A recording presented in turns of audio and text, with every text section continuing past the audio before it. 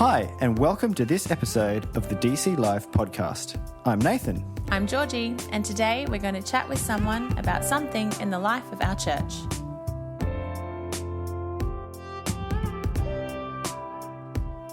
Today we're going to be talking with Greg Gardiner, our lead pastor. That is me. Welcome back. Hello. Love Greg. that we get to have you every few weeks joining us here. Oh, well, aren't you nice? That's good. No, it is good I'm fun. sure everyone loves it. It's good fun. But we're going to be talking about a subject that a lot of pastors and a lot of people probably don't really enjoy talking about or listening to. So good luck, but we're glad that you're here talking about it, and that the subject we're talking about today is giving. Money. Cue the ABBA songs, yes. Yes, we're going to venture into this wonderful subject that it's funny, you know. I get criticism that we don't talk about it enough, and I get criticism that I talk about it too much. Yeah, of course. So you're about right. So I reckon that I'm probably hitting the sweet spot, maybe, but I don't know. Anyway, my American pastor friends all talk about this way often than I do. And they're often sort of saying to me, man, you know, we talk about this every month or every couple of weeks or whatever. You know, you've really got to.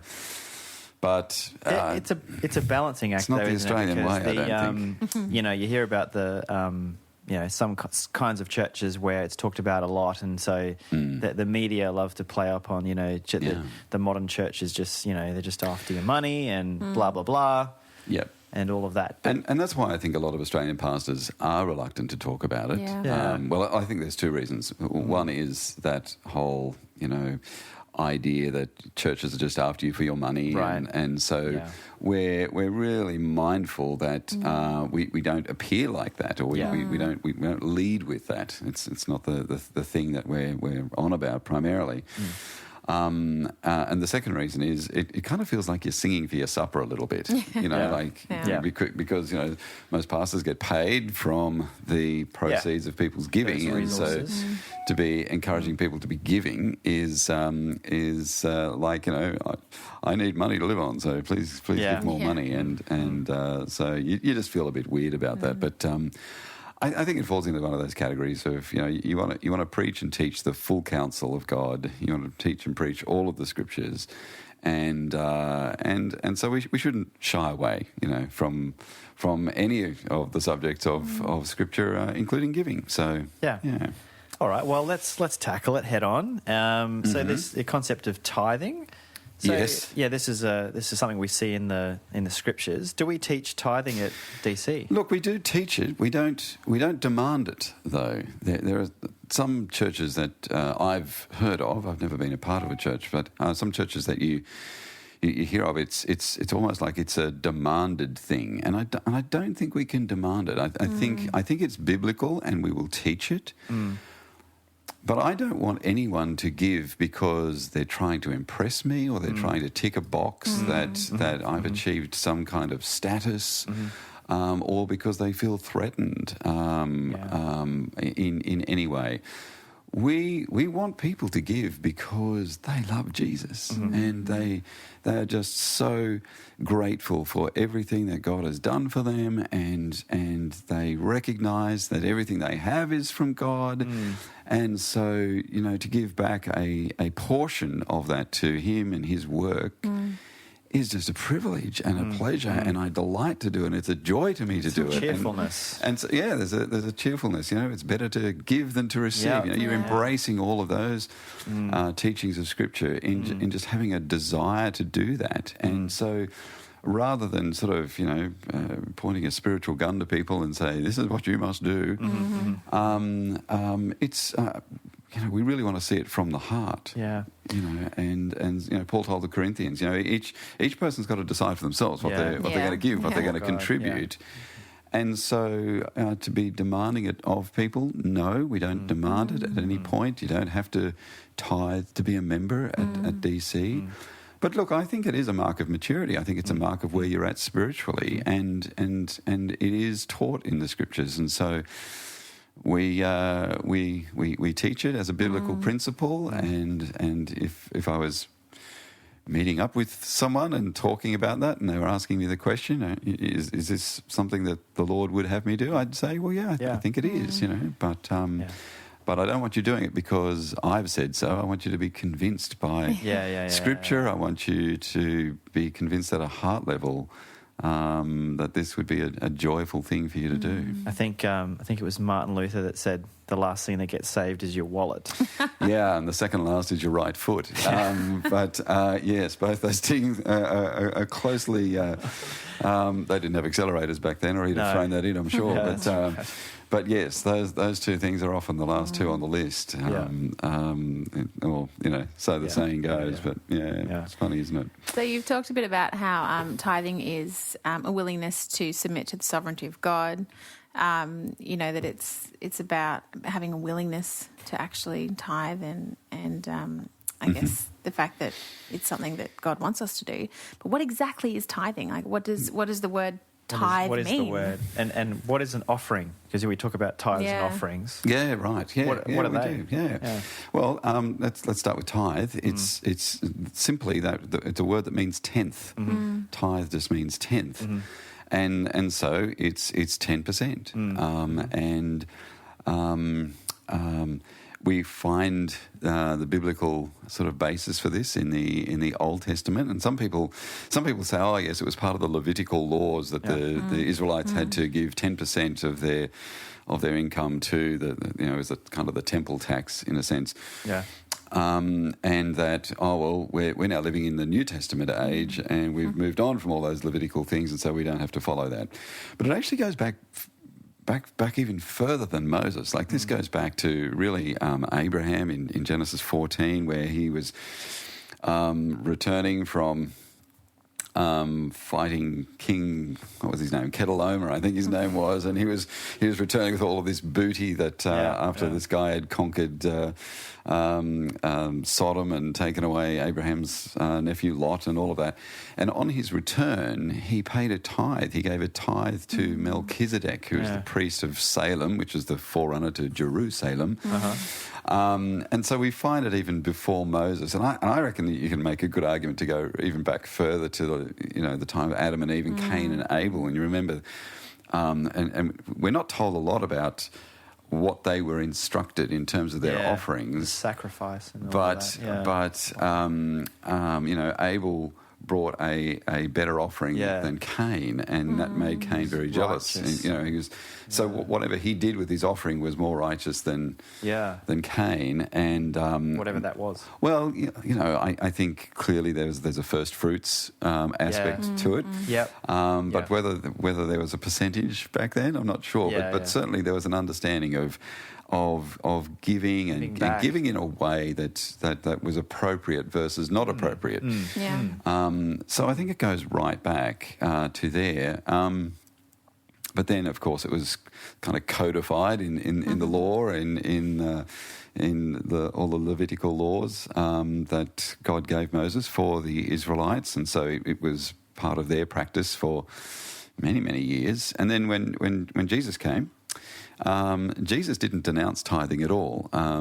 He was asked about money quite regularly, and on one occasion, which is recorded in Luke 11, he was getting stuck into the Pharisees about how they'd turned it into a legalistic kind of a thing, really. And his response to them was, yes, you should tithe. So he didn't diss tithing. He said, yeah, you should tithe, but you guys have turned it into this legalistic thing that it was never meant to be. And it's when you're down to tithing, your herb garden,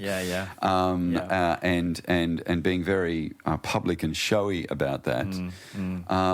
Jesus was saying, look, you guys have got this all wrong, and you've screwed it around.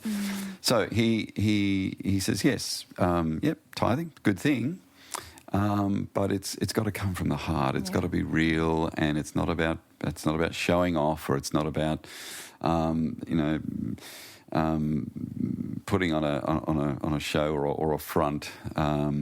but about a real relationship with the Lord that just flows out in this sort of natural way. So, so that's tithing. It's 10%. And when we talk about it in church and we say, you want to give your tithes and offerings, well, offerings really traditionally is that which is kind of on top of a tithe. Right. Today, maybe you could be a bit, tongue-in-cheek and say, well, for people who don't tithe, maybe, what they give you would describe as more of an offering than a tithe. Okay. But traditionally the idea was that, you would give a tithe, but sometimes, on occasion, whatever, you might want to give over and above a tithe, which is just a free will offering. We used to refer to it in, I don't know what they called it in the Salvation Army, but back in free will offering. The free will offering is just, this is just something I'm throwing in, on top of. So, that was that's kind of the history, of that. And what about the direction of your tithe? So, directing it to a church as opposed to potentially like a Christian organisation or a sponsor child. I know a lot of us have sponsor children. So what is the difference then between a tithing to the church and then giving offerings in those other ways? Yeah, good question. I do know people who divide. They give, so they would say, "I give 10%." Yeah. But God, and then I divide that up. So the church will get so much, and then I'll give to maybe I've got a compassion child, or I give to some other missions agency, or I might even give it to people who I know in my life who need some help, and things like that. Look, I think it's really good that someone has a position where they want to give 10%. I think that's very commendable. I'm not sure whether it would qualify classically in that sense that I'm tithing. If you want to go back to the Old Testament, the practice of the Israelites, they always would, they would tithe to the Lord. That would go to the temple, to pay for, the expenses of the temple. But there were extra amounts that they would give on top of that, or they were required to give on top of that went to helping the poor and went to doing other things within their society that they needed. And so... look, when I'm usually asked about that, what I say to people is, look, I think probably if you want to be more faithful to that, the 10% is the Lord's, and I would direct that to, the church that you belong to and you're a member of, and then over and above that, go your hardest. Go your hardest. Yeah, exactly. That's good. Yep. Now, well, what if you're not really in a good financial position? What if you can't afford to tithe? Yeah. I get asked that a lot. I've probably been in the position now of pastoring. It would be over 1,000. It would, if I was to add up all of the churches that I've been an elder in or I've served in some capacity, where. Yeah, it would be between 1,000 and 2,000 people, probably. If I was to think of all of the situations of everyone that I can think of there, I could probably only think of maybe 2 or 3 cases of people that I think would genuinely qualify for being in that position that I just literally can't afford to give anything to tithe. And often a few of the people I'm thinking of are single mums who've been deserted and doing it really tough. And are really, really doing it tough. And I think, man, on those occasions, I think the church should be supporting you rather than you giving to the church. I think there'll just be a season where that whole equation just gets turned around entirely. But most of the time when people are asking me that. Basically, what they're really saying is, if I tithe, it means I'm not going to be able to afford the things I want. I'm not going to be able to afford the things that I need for me. So really, what's happened is they've given themselves a certain standard of living, and all of a sudden have now been introduced to this whole idea of tithing, and it's like, gosh, if I tithe. then this is going to really upset my budget and my Apple Card, and I'm going to have to downsize something, or I'm going to have to not spend, It's funny, I remember years ago, Fiona and I, we were applying for a house loan because we were trying to buy a house, and we put this application in, I think it was the ANZ Bank at Mount Omni, and I got a call from the guy, because we had to submit our budgets and all of our expenses and all this kind of stuff, and this guy rang me up and he said, "What's a tithe?" I said, "What?" He said, "What's a tithe?" Yeah. What are you talking about? I'm looking through your budgeted expenses here, and he said, "There's just a line item with a tithe." I said, "Oh, a tithe. No, it's pronounced tithe." Don't you know that word? He's an accountant so after all. I explained it to him, and he was like, "Oh, wow, you give that much every month?" And I was like, "No, every week." And he was like, "Oh, wow, okay, well." So, yeah, sometimes it's very confronting, or it's a surprise to people when they look and go, "Wow, 10%," and they really doubt whether it would even be possible to factor that in somehow. But look, my personal testimony is that God is very faithful, and you honour him, and you live in obedience and trust to him. We raised 6 children on a single income, and we never went without food on the table or a roof over our heads, and God was very faithful in the middle of all of that. And so I think when you sort of convince yourself that you can't afford to tithe, there's maybe some more soul searching to be done, and some more convicting that maybe the Lord is wanting to do in your heart about that. Yeah, there's that. There's the story of the lady who gives the 2 copper coins, and one of the Gospels records that she has that's all she had, and she gave it to the Lord. And it's like, that's pretty cool to be able to give all that you have. And it's an exercise in trust. That's what tithing is. I mean, you hit on that before, I think, Georgie. But that woman, when she gave the last couple of mites that she had, that was everything. So what was she going to get lunch with that day? What was she going to buy food with for her family that night? Yeah. Well, she had no observable means of being able to do that. So her putting that money in, that was an act of faith that God would provide. And, Jesus says, Matthew 6, don't be like the world. Don't worry about what you'll eat, what you'll wear, and all of those things. He says, just seek first the kingdom of God and his righteousness, and I'll provide all these things. And so when we commit to that, when we commit to giving at that certain level, it's an act of trust. It's going, well, Lord, I don't. And sometimes I have felt that. I've been through times where when DC was being planted and the income was like super low or non-existent, and you've got bills to pay, and there's things that you kind of just need to do as a family, and you've got this bit of money comes in, and you're like, I could spend this 5 times over. Should I really tithe? Is it that responsible to tithe? And yet we just maintained that as a discipline, and God was just amazing in the middle of that to just provide for our needs, and we found him very faithful to do that. So that's great. I just like to encourage people with that God is real. He's there, and he does stuff, and he comes through in our lives. So I think we can trust him for that, like the woman.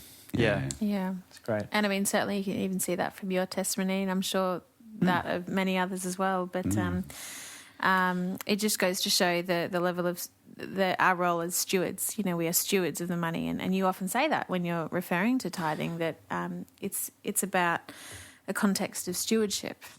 Yeah, well, it's the contrast to ownership, and we often have the view that what I earn is mine, and it's my house and it's my stuff, and I put a fence around it. It's mine, I earned it, and I earned it. Yeah. I deserve this. I went to university, or I went to school, or I did my apprenticeship, whatever, and so we start becoming very possessive, and when we do that, we actually stop realising that everything we have comes from the Lord. Every breath we breathe, every bit of talent or skill that we've used to earn that money has come from the Lord. The very fact that we've got a job or a business with clients or whatever it might be. It's just God's grace to us that we have that. And so it's something that he's given us. He could take it away at a moment's notice. We are just so fragile, really, economically. And so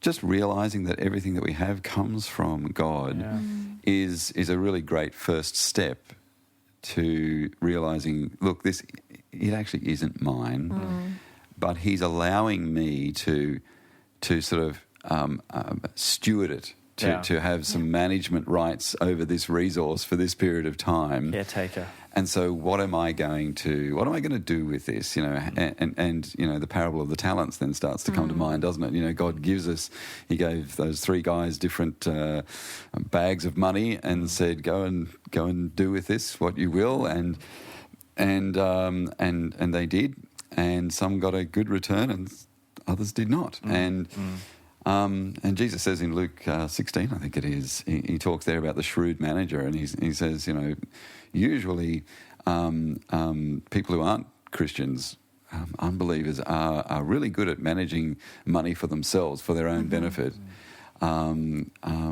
Christians need to be good at managing. We need to be shrewd at managing worldly resources to win friends for the kingdom. Yeah.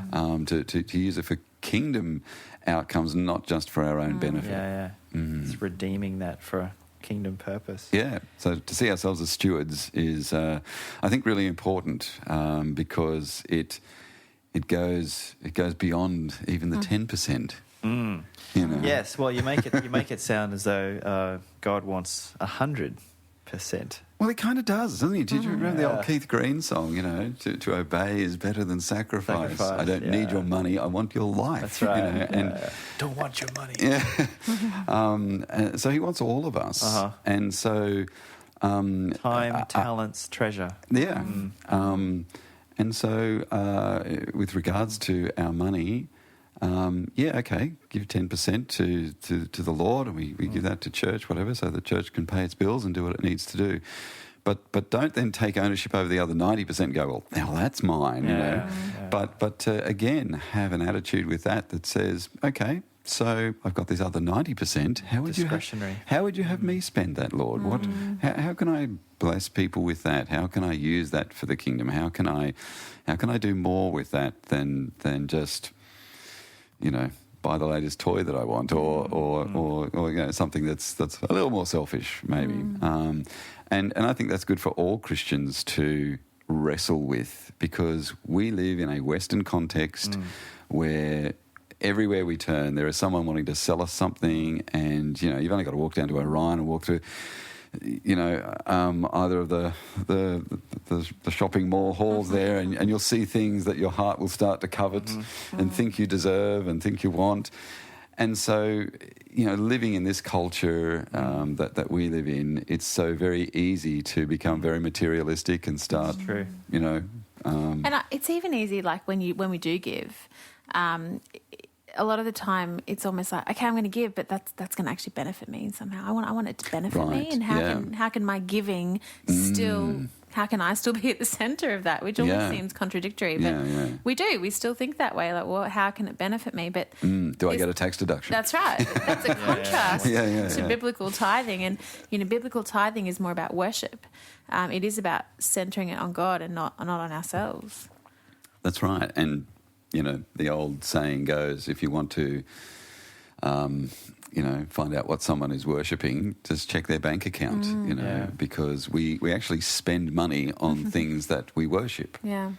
And so if you want to be convicted of being a Christian, would your bank account convict you of that? Like, would it show that there is a God in heaven whom you worship, and it does affect your wallet? You know, that part of you has been converted as well. And if you're not sure, it's easy to check. Go online, internet banking. We've all got it. Get your app out. That's right. Have a look. Exactly. Yeah, it is. So it is a worship issue at the end of the day. Am I going to worship God with the resources that He's given me, or am I going to be? Am I worshipping myself? Or am I, worshipping these other things? Is my heart going after these other worldly things? When really, at the end of the day, it's all going to burn and we're going to heaven. So it's, why bother? But, good questions to get around, aren't they? Yeah. Now, look, at DC, we don't take up an offering as, in the traditional form of carrying... Correct. Coins and the money then plate having or the money bag. Yeah, people having to count the money at the end, and lots of time spent there. But no, we just have a very easy online system where we just give online, and it goes from one account to another, and people can set up to have that happen magically every week for the same amount, and it's all very convenient and easy.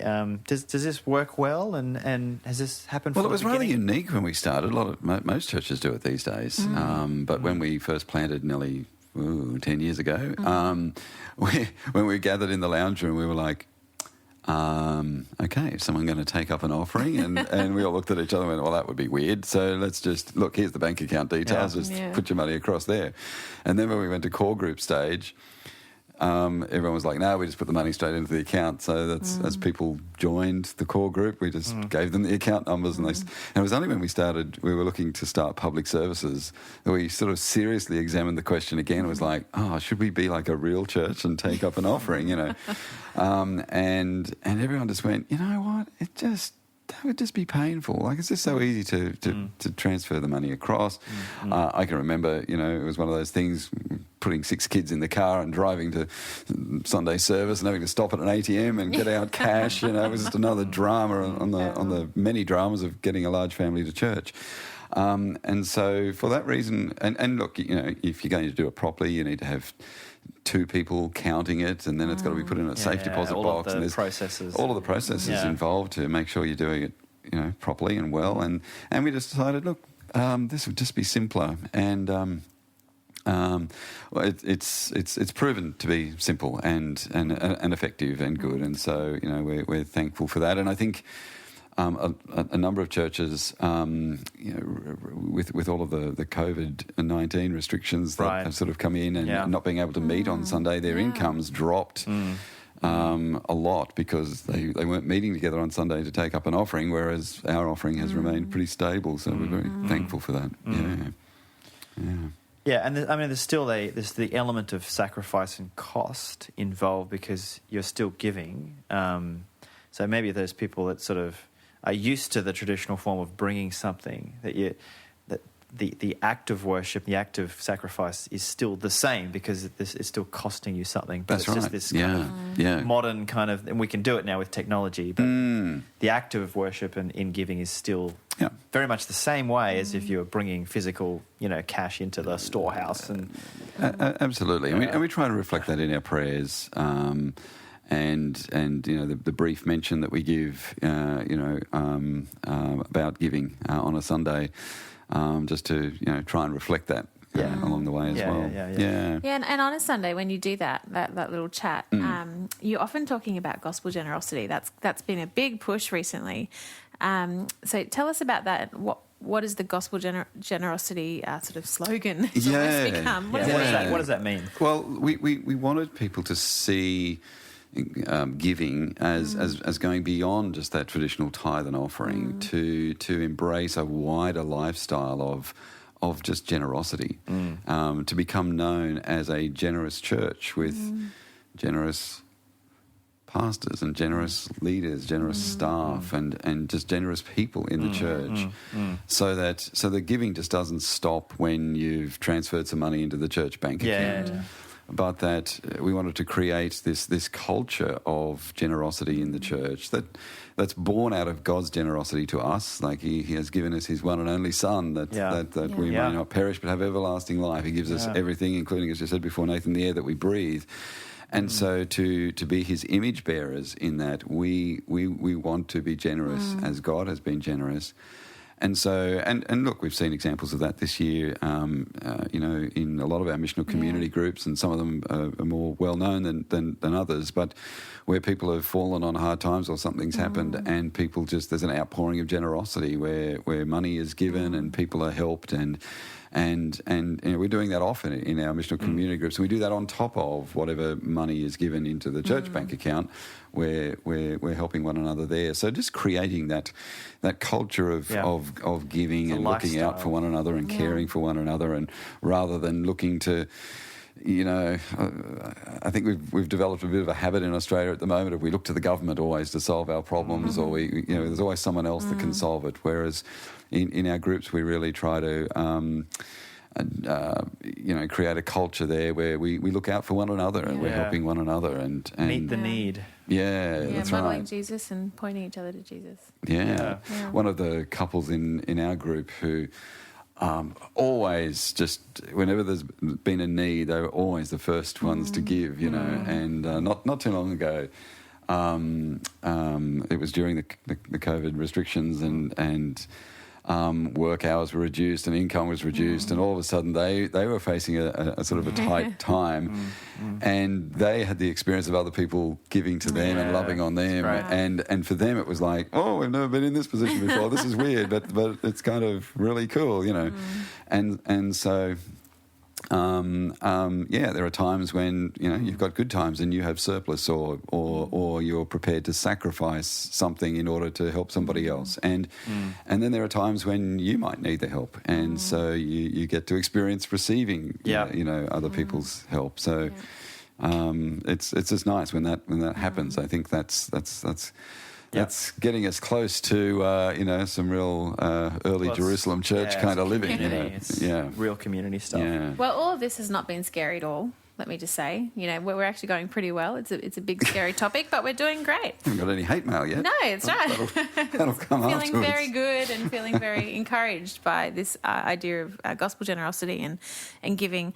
But the last question I do want to ask you is: so, what does all the money that we give go toward? Yeah. Where does it go? Oh, yeah, okay. So it's basically, funding my Ferrari and yes, the lavish lifestyle that the pastors of DC live. Look, it does go to staff expenses. That's one of the big ticket items. So we pay for our pastors, and we'd love to be paying our staff a lot more. Most of our staff serve voluntarily. They're bivocational. They work other jobs in order to earn enough money that they can work for DC for nothing. We also have a building that we need to pay a mortgage on, and then there's all the upkeep of the building. There's all the ministry expenses that go along with everything from children's ministry through to the resources that we supply through our missional community groups and things like that. We've also committed to 10% of all of our giving that we give away to church planting. So it's kind of a tithe of our own in a sense, where we're supporting other churches to be planted somewhere. And so, 10% of all of our collective giving goes towards seeing more churches being planted, and that's a good thing, as well. So they're the sorts of things that we. That all of the money goes to. DC is not. We are a totally community-funded, independent church. That's crowdfunded. It pretty much is. All the money we have is the money that we just all collectively put in. There's no big mother church or mother denomination that's subsidising or underwriting anything that we do. It's just us. It's all of us together. We stick our money in, and that's what we've got to work with. And sometimes it feels like a loaves and fishes experience, because the Lord just seems to multiply things out and gets us across the line. But it's there've been very challenging times along the way. But as people exercise that generosity and they give and they're faithful in their giving, we've been able to do what we can do, and the church has progressed to the point that it has, and we're very thankful for those who are very regular and generous in their giving, who are faithful in that, and thankful to the Lord for what He allows us to have and do. So it's cool. And then we have our annual report. We often put all the financial stuff in there so people can see line items, and just we're very transparent about yeah, that. and the annual general meeting where people can come and you know, it's our tradition. It's become this. Maybe you can do it next year, Nathan. But Dave Machen sort of stands up and gets to do a line by line. He's the Scrooge. What did we spend this on or that on, and sort of give an account for all of those things. But so you know, it's we try and make it as transparent as possible, so everyone can see what's going on. Yeah, and there's a lot of practical decisions that need to be made about that, but we try as a church to be as faithful as we can to the mission that God has given us, and so you know, we make those decisions based on the priorities for ministry, and that's all about extending God's kingdom here on earth. So. Yeah. Well, exactly. Greg, thank you for coming in and giving us the 30 minutes. money very quickly, talk. wasn't it? Yes. And hopefully that, we've opened our eyes to this concept of stewardship and just understanding that giving it's an act of worship. Yeah. And hopefully that's just blessed our people today. So thank you. Thank you very much. All right. If you'd like more information about what's going on at Disciples Church, check out our website. Or email us at podcast@disciples.org.au if you have any questions or feedback. Thanks for listening in, and we'll see you next week.